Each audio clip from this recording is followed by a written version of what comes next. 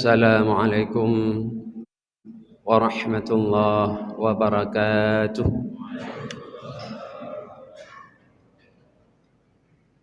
Alhamdulillahi rabbil alamin,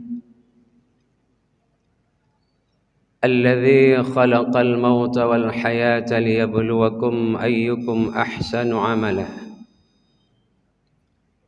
Asyhadu an la ilaha illallah wahdahu la syarika lah, wa asyhadu anna sayyidana wa nabiyyana Muhammadan abduhu wa rasuluhu la nabiyya ba'dah. Allahumma salli ala sayyidina Muhammad wa ala alihi wa sahbihi ajma'in. Qala Allah subhanahu wa ta'ala fi kitabihil karim, a'udzu billahi minasy syaithanir rajim. Ya ayyuhalladzina amanu kutiba alaikumus syiyam kama kutiba alal ladzina min qablikum la'allakum tattaqun. Shadaqallahul azim.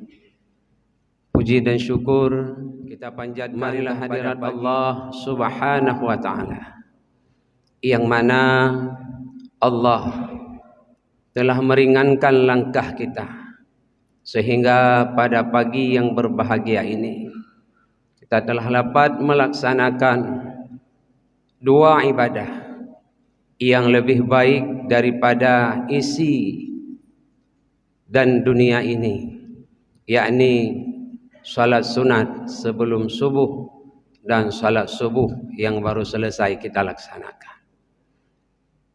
Salam dan salam atas junjungan alam Nabi besar Muhammad sallallahu alaihi wasallam beserta al dan sahabat beliau sekalian, yang mana Rasulullah telah membawa kepada kita risalah Allah subhanahu wa ta'ala, sehingga pada hari ini kita hidup di dalam perjuangan, di dalam peperangan melawan musuh yang tidak nampak di hadapan mata kita, tetapi dia berada di dalam jiwa kita.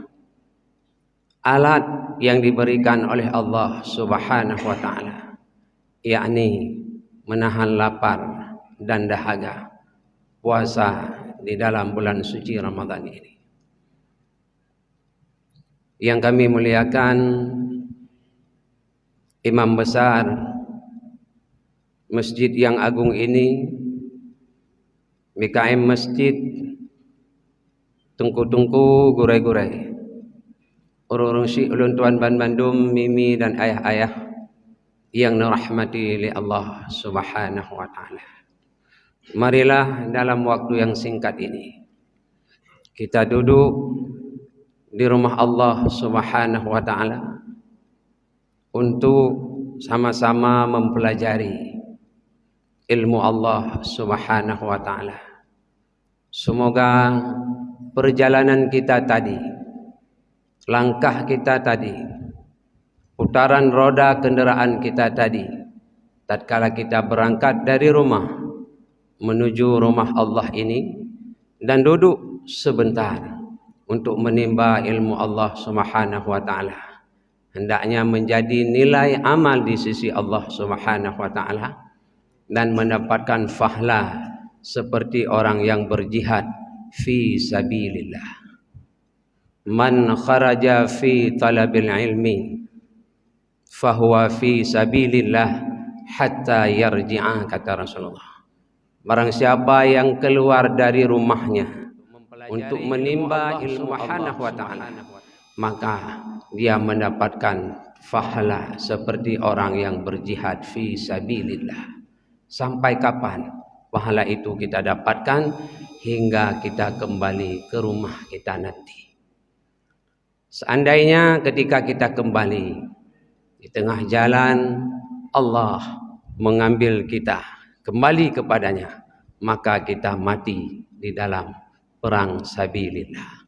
Alhamdulillah, Allah memberikan kesempatan itu kepada kita hingga kita duduk di rumah Allah ini dengan penuh kekhusyukan kepada Allah Subhanahu wa taala. Ma'asyiral muslimin wal muslimat rahimakumullah. Orang yang mampu berlama-lama di rumah Allah Subhanahu wa taala untuk mengingat Allah dan mengagungkan Allah Subhanahu wa taala adalah orang yang di dalam hatinya tertancap keimanan yang kuat kepada Allah Subhanahu wa taala.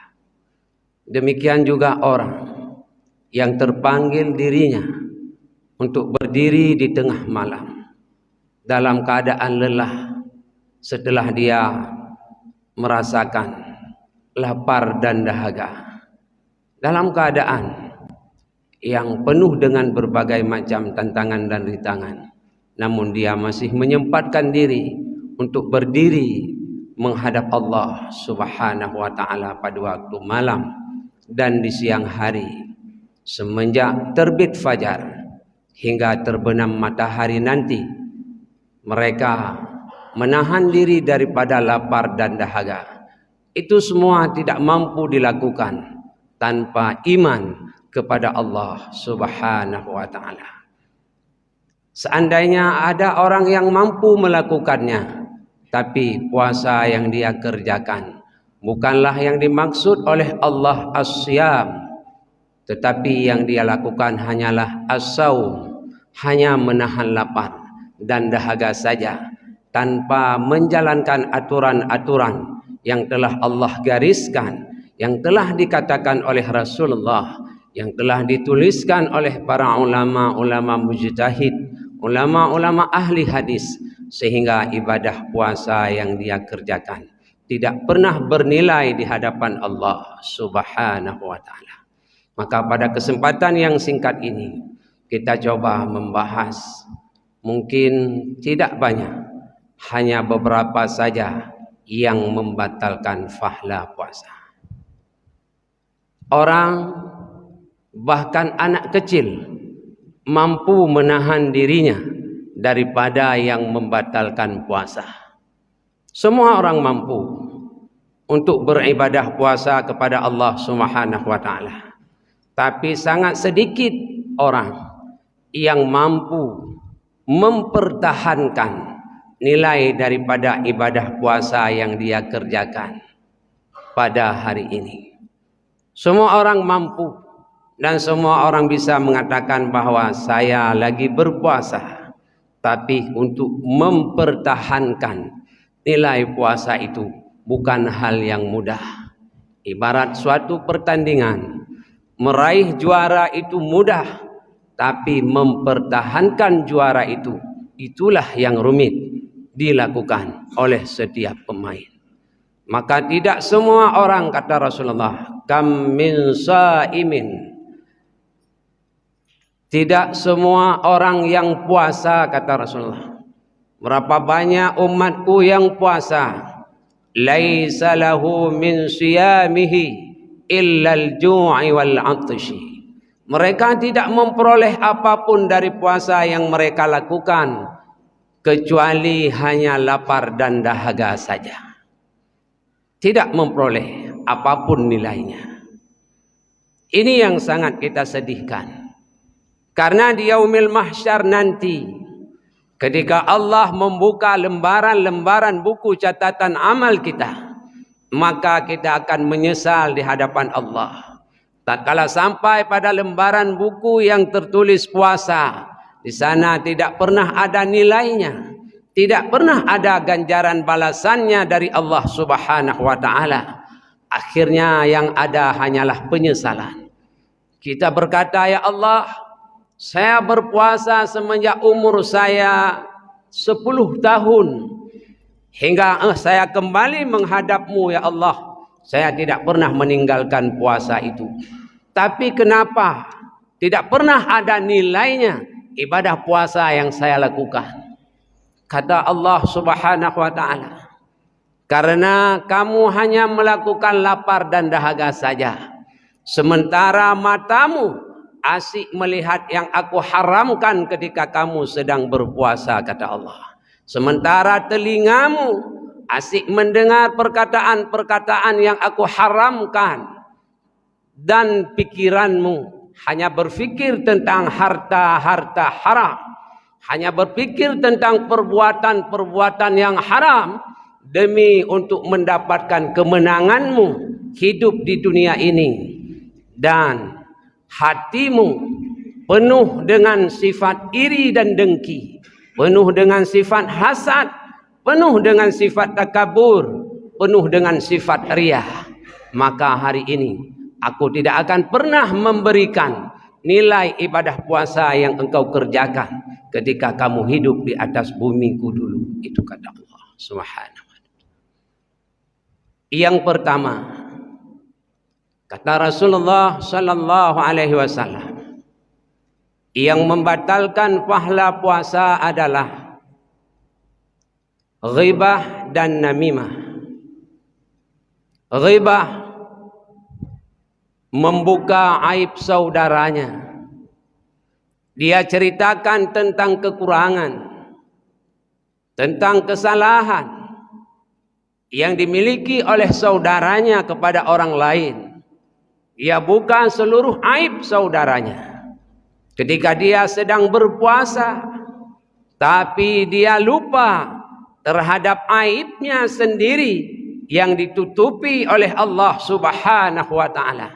Padahal seandainya Allah membuka aib yang ada pada dirinya, bisa jadi dia lebih besar aibnya ketimbang saudaranya yang lagi dibicarakan bersama-sama dengan temannya. Membuka aib saudara kita membatalkan pahala puasa. Ini sering. Itanyo menyokam merumpok duk dual he yang kapegah kegok. Menceritakan orang lain. Tak pegah bangan, puna kada pu. Idola. Ija ukude baru. Iblo ciri buju ngangke pilih. Nyan jipo buka puasa ke perumah ngane. Hana yum sagai perumah pak ji ngane kaitem puasa. Itu sering kita bicarakan aib saudara kita. Yang cukup parah lagi, ini kita bukan mengupat. Padahal dia sedang mengupat. Tapi dia berani mengatakan itu bukan mengupat. Menghalalkan apa yang telah Allah haramkan. Bahkan itu adalah dosa besar. Maka murtad. Bukan hanya membatalkan pahala puasa, puasanya batal. Batal puasa. Kita meremehkan hukum Allah. Tidak boleh. Karena puasa itu bukan seenak kita. Kalimat puasa itu ada dua dalam Al-Quran. Saum hanya sekali Allah sebutkan di dalam Al-Quran. Di dalam surah Maryam ayat 26. Allah memerintahkan kepada Maryam agar menahan dirinya daripada berbicara kepada manusia. Setiap menahan diri dari apapun itu disebut dengan saum. Tapi dia tidak ada aturan. Contoh.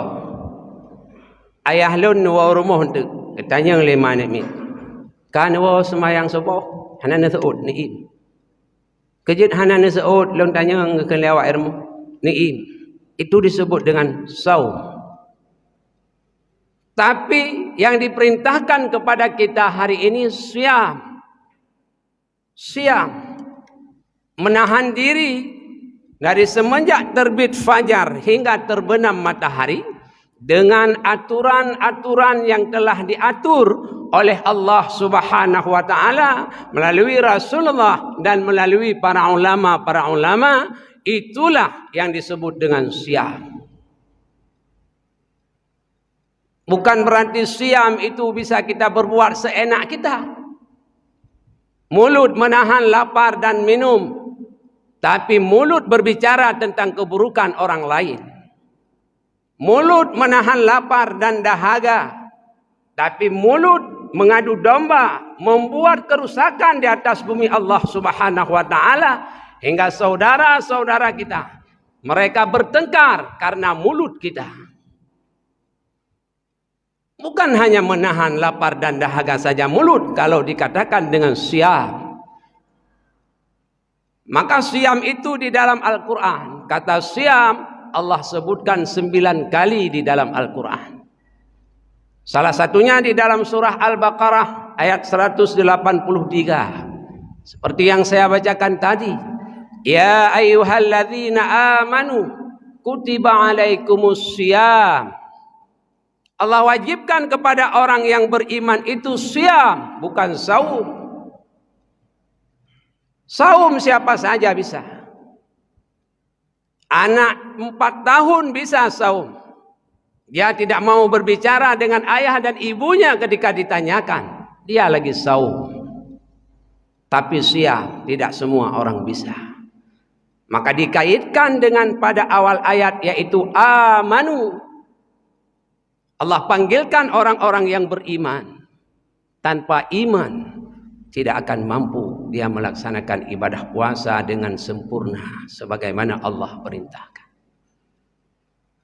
Kenapa? Karena iman itu dia lebih mengutamakan perintah Allah Subhanahu wa taala daripada perintah nafsu, daripada perut. Contoh, iman sesuatu yang paling berharga. Iman adalah berlian yang paling mahal.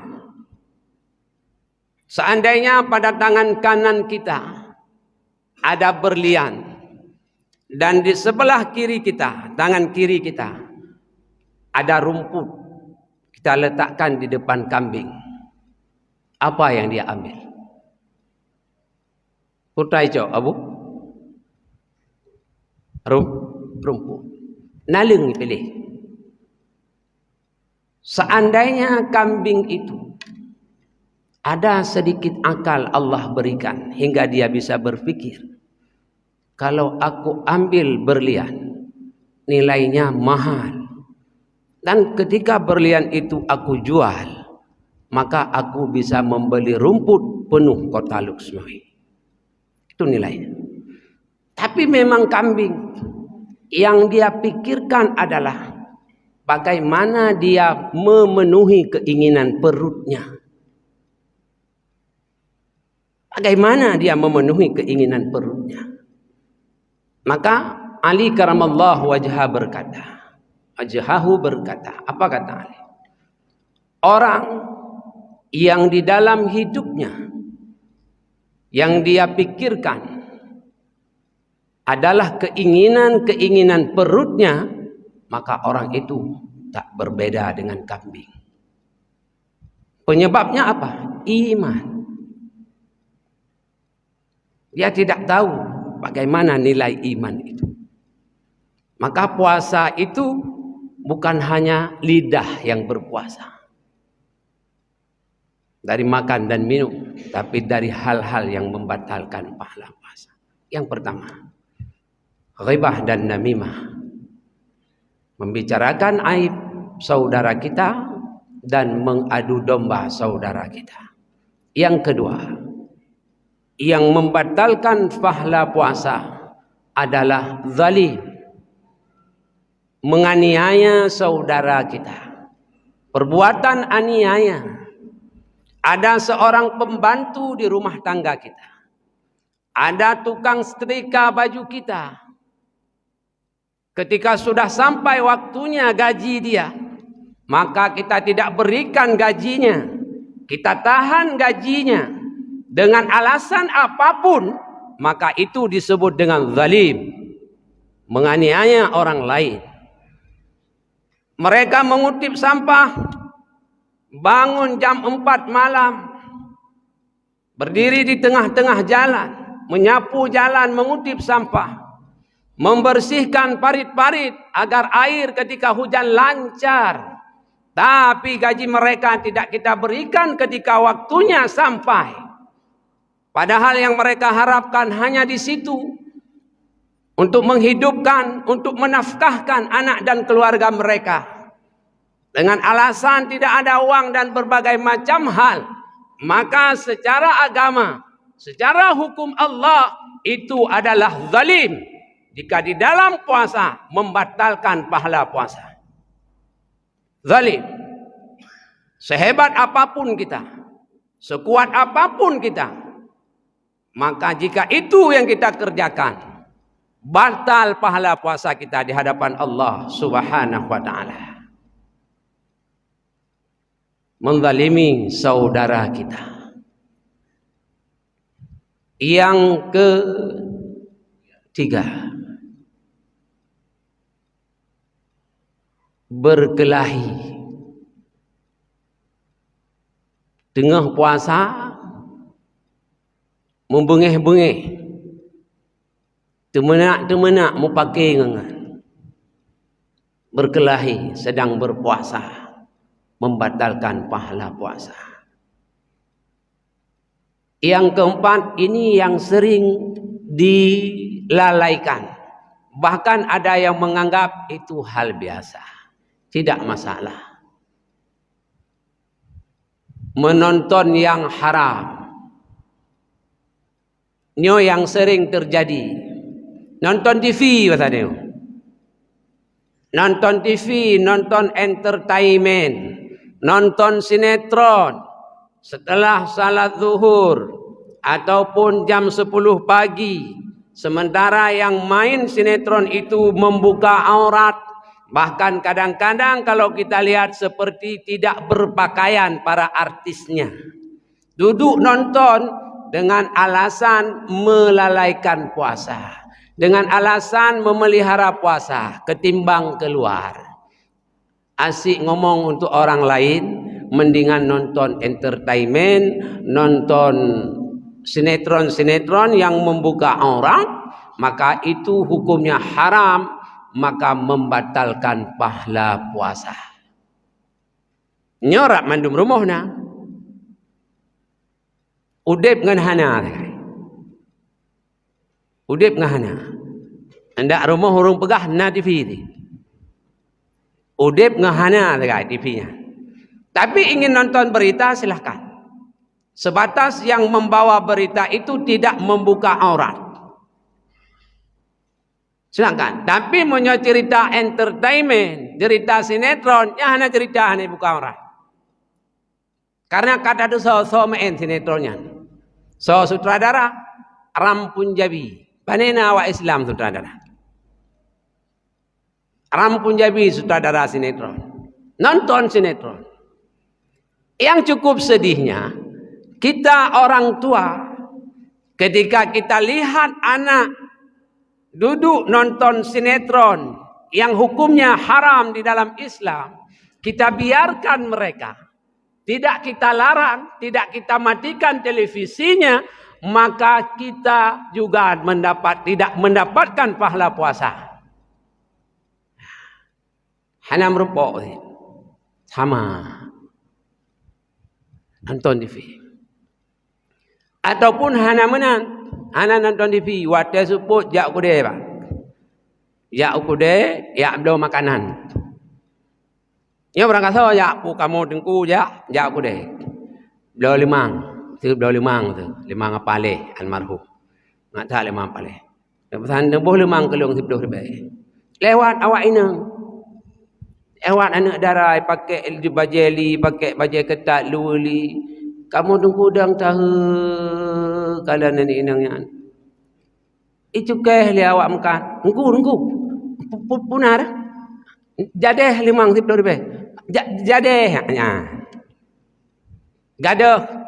Gadah konsentrasi hingga terkonsen kepada wanita yang kita lihat tadi. Tahu boh menyohana hayalan mungkin dah. Menyohana timuh nafsu wade takalan sinangnya. Ha mungkin tahu dia hingga gadah. Itu melihat dengan syahwat membatalkan pahala puasa. Maka hati-hati. Yang lebih guralom, yang lebih guralom. Support ipakat le promoh ya dayak wet waduk siat kepu tiak pelalai puasa. Promoh esok eluwajin. Esok bajajin. Tidur ilikut membentuk badan nanti kalian le orang lain ilikut. Membentuk mo'oh pinggul, mo'oh bentuk badan, mo'oh bawah betih. Itu gambarkan lagi. Nyan nama pu dia. Tanya lakon nama pu minyak habis pahala puasa kan. Ini kita akui ataupun tidak. Ike mata tu hati sebutnya tak. Ada suami bangga memamerkan aurat istrinya pada sore puasa di depan orang banyak. Bangga. Hayutan. Kau perumoh long. Kiban badan perumoh long. Kiban bentuk pinggul perumoh long. Sombong. Tak mahlam lakau sok lu puntung. Orangnya tak berha orang sok lu puntung. Mereka nak berha. Anda batin ni je ada teput. Yang ikut Islami yang wati kai Mekah tidak. Tidak orang sok lu puntung. Anak sodam. Sodam. Anak orang Mekah ni sodam. Salah jalan. Ini adik orang Rusyid yang dirahmati Allah Subhanahu wa taala. Itu di antara hal-hal yang membatalkan pahala puasa. Nyutane pegah jahitan. Wate singkat. Wate singkatan. Yang ladum tekam kalian bak pintu, bajang kepiuh dengku. Ini istirahat ya.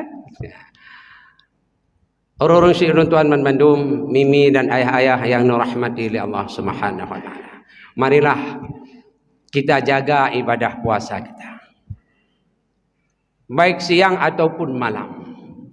Jaga jika kita ingin mendapatkan nilai keistimewaan daripada Ramadan itu. Dan jika kita ingin mendapatkan perubahan di akhir Ramadan nanti. Dan jika kita ingin mendapatkan satu penghargaan, piagam yang tidak pernah Allah berikan kepada manusia yang manapun di pagi lebaran hari raya nanti, kecuali kepada orang yang melaksanakan ibadah puasa dengan baik dan yang melaksanakan qiyamul lail setiap malam di dalam bulan Ramadan. Allah akan berikan satu sertifikat VVIP, bukan VIP tapi VVIP, yaitu sertifikat orang-orang yang bertakwa yang dibebaskan oleh Allah daripada nerakanya yang sangat panas, dan dia akan dimasukkan dalam syurga Allah Subhanahu wa taala.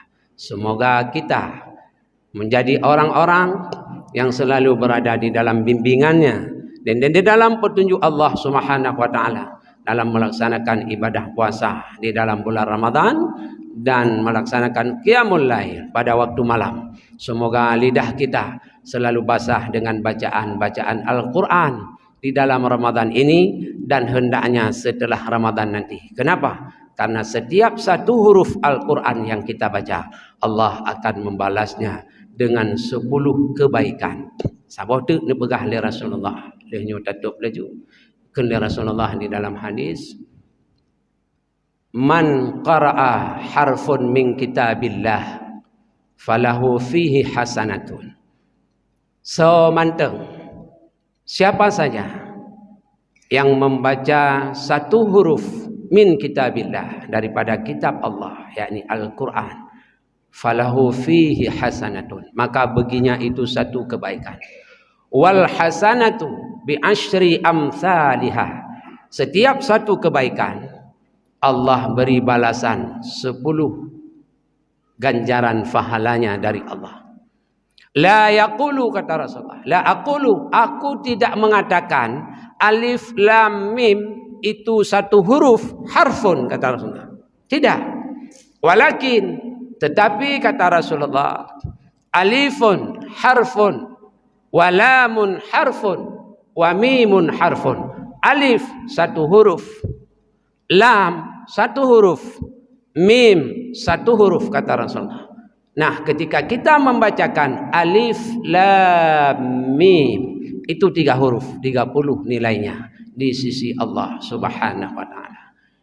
Kalau dihitung berdasarkan ilmu arud, 90 nilainya. Kenapa? Ketika kita tulis alif ada 3 huruf. Kita tulis lam ada 3 huruf. Lam, alif, mim. Kita tulis mim ada 3 huruf. Mim, ya, mim. Maka jumlahnya 90 kebaikan yang Allah balaskan ketika sekali kita membaca alif lam mim.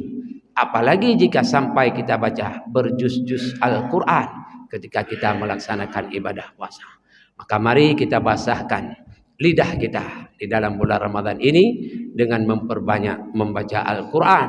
Paling kurang bertamat 3 macam kaja. Bertamat 3 kaja. Teknik ji. Iuh golom subuh bunuh. 28 buah ayat 5 menit. Lu subuh untuk 28 buah ayat 5 menit. Golom luhu dan luhu lagi nyansit 28 buah ayat. Menansit golom asar dan asar. Mungkin maghrib ngisya waktu sempit. Tidak mampu kita laksanakan. Insya-Allah dalam 20 kurung uro tamat 3 baca Quran. Itu teknik yang mudah dan memakan waktu tidak banyak. 5 menit. Lebih waktu 20 menit lagi. InsyaAllah Quran akan tamat. Semoga kita nyona dalam ampunan Allah dan semoga kita doa kita dalam bulan Ramadan musabi diterima oleh Allah Subhanahu wa taala. Hanya ini yang dapat saya sampaikan. Lebih dan kurang saya mohon maaf. Billahi taufik wal hidayah. Assalamualaikum warahmatullahi wabarakatuh.